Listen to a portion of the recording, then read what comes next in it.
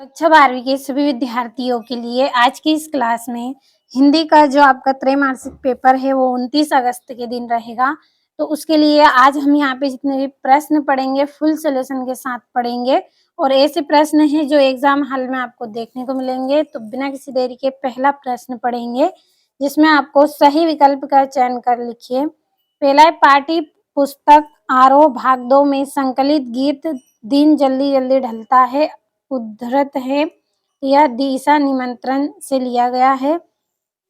दूसरा है व्यंग्योक्ति को पढ़कर, देखकर अथवा सुनकर रस की निष्पत्ति होती है तो हास्य रस की निष्पत्ति होती है। तीसरा है भक्तिन रचना है तो क्या है, संस्मरणात्मक रेखा चित्र है। चौथा है आहुत आयित शब्द युग्म का अर्थ है तो इसका आंसर आप कंप्लीट करें। पांचवा है मराठी भाषा में लिखी जूझ कहानी का हिंदी अनुवाद किया है तो केशव प्रथम वीर ने किया है।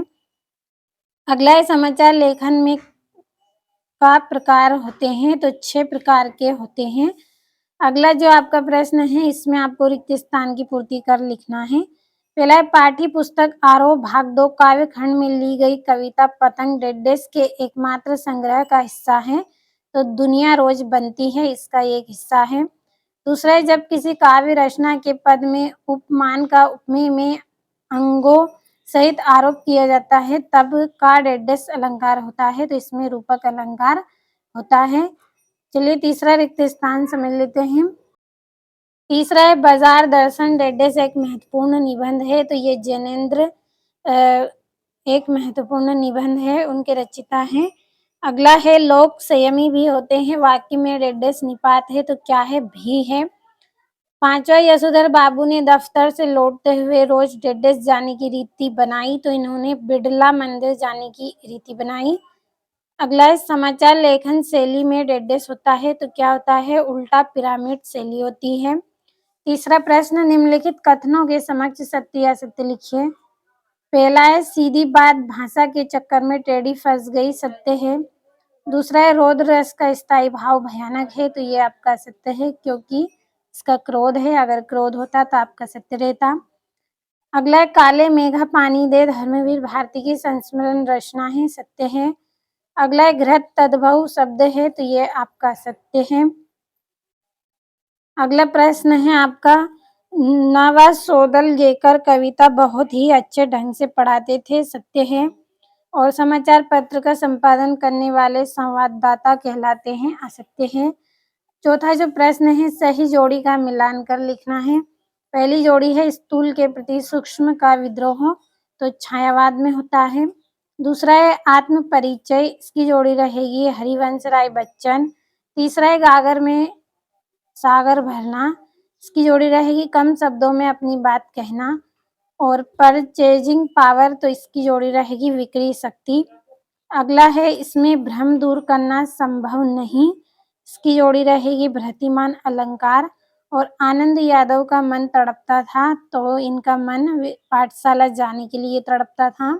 और रेडियो की जोड़ी रहेगी एक रेखी माध्यम। अगला जो आपका प्रश्न है उसमें एक वाक्य में उत्तर करने हैं तो पहला है बच्चे किसकी प्रत्याशा में होंगे तो अपनी माँ के लौटने की प्रत्याशा में होंगे। दूसरा है रहीमन पानी राखिए बिन पानी सब सुन, पानी गए ना उभरे मोती मानस चुन। पंक्ति में कौन सी शब्द शक्ति है तो इसमें व्यंजना शब्द शक्ति है। तीसरा है बाजार की सार्थकता किसमें है तो मनुष्य की आवश्यकता की पूर्ति में बाजार की सार्थकता है। अगला है प्रसिद्ध नाटक सम्राट किसे कहा जाता है, इनके किसी एक नाटक का नाम लिखिए तो भारतेंदु हरिश्चंद्र। पांचवा पवन अथवा अग्नि के दो पर्यायवाची शब्द तो पवन को वायु समीर भी बोला जाता है, हवा भी बोला जाता है। अगला है आपका अग्नि, अग्नि का है अनल और पावक। और किशनदा का वास्तविक नाम क्या था तो कृष्णानंद पांडे था।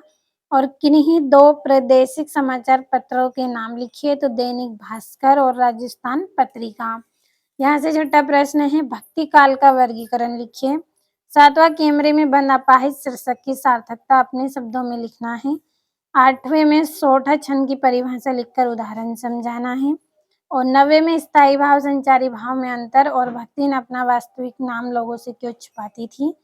चलिए अगले प्रश्न की ओर बढ़ते हैं। 11वां है आपका पानी दे गुड़धानी से लेखक धर्मवीर भारती का क्या तात्पर्य है, लिखिए। 12वां है किन्हीं दो कहानीकारों के नाम, उनकी एक-एक कहानी सहित लिखिए। 13वें में निम्नलिखित मुहावरों का वाक्य में प्रयोग कर लिखिए। कलाई खोलना और गले का हार होना। और ये इसी तरह से 14वां है, 15वां, 16वां, 17वां, 18वां प्रश्न कंप्लीट करिएगा सभी प्रश्नों को अच्छे से और स्क्रीनशॉट लीजिएगा। सॉल्यूशन हम इसी वीडियो में देखेंगे। ये यहाँ से संदर्भ प्रसंग व्याख्या करनी है आपको।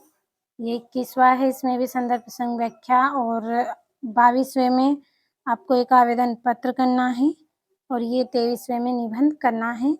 तो सभी प्रश्नों का स्क्रीनशॉट आपने लिया होगा। चलिए इनके आंसरों को समझते हैं। तो ये यहाँ से आपका छठा प्रश्न है, भक्ति काल का वर्गीकरण लिखिए। 8वें में छायावाद की दो विशेषता तथा दो कवियों के नाम। तो जल्दी-जल्दी स्क्रीनशॉट लेना है आपको। 7वां है कैमरे में बंद अपाहिज शीर्षक की सार्थकता अपने शब्दों में लिखना है। भाषा को सहूलियत से बरतने से क्या अभिप्राय है। 8वें में सोठा छंद की परिभाषा उदाहरण सहित बताना है और विरोधाभास अलंकार की परिभाषा उदाहरण सहित। तो चलिए अब अगले प्रश्न को पढ़ते हैं। ये यहाँ से आपका 9वां स्थायी भाव एवं संचारी भाव में दो अंतर। और यहाँ से 8वां रौद्र एवं वीर रस में दो अंतर बताने हैं। 10वां भक्ति ने अपना वास्तविक नाम लोगों से क्यों छुपाती थी। 8वां बजाए जाते समय हमें किन किन बातों पर ध्यान रखना चाहिए। और 11वां है यह आपका पानी दे गुड़धानी लेखक धर्मवीर भारती का क्या तात्पर्य है। बढ़ते हैं अगले प्रश्न की ओर। ये 8वां है। और 12वां है आपका किन्हीं दो कहानीकारों के नाम और उनकी एक-एक रचना सहित बताना है, एक कहानी का नाम।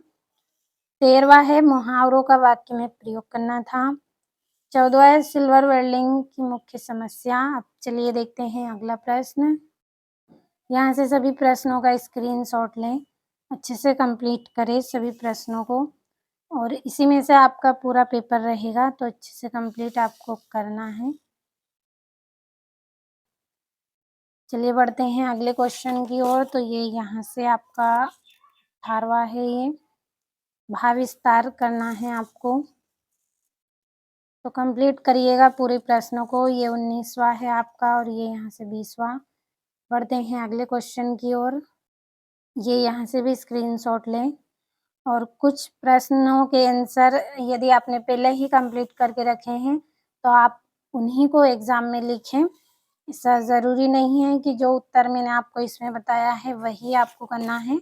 आपने जो पहले तैयारी कर ली है उन्हीं प्रश्नों के आंसर भी आप लिख सकते हैं।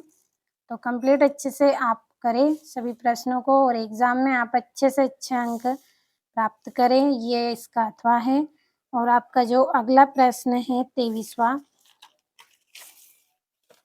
उसमें आपको निबंध करना है। तो निबंध मैंने यहाँ पे आपको नहीं बताया है केवल इसीलिए कि निबंध आप अपने अनुसार जो आपको अच्छा लगे वो करें।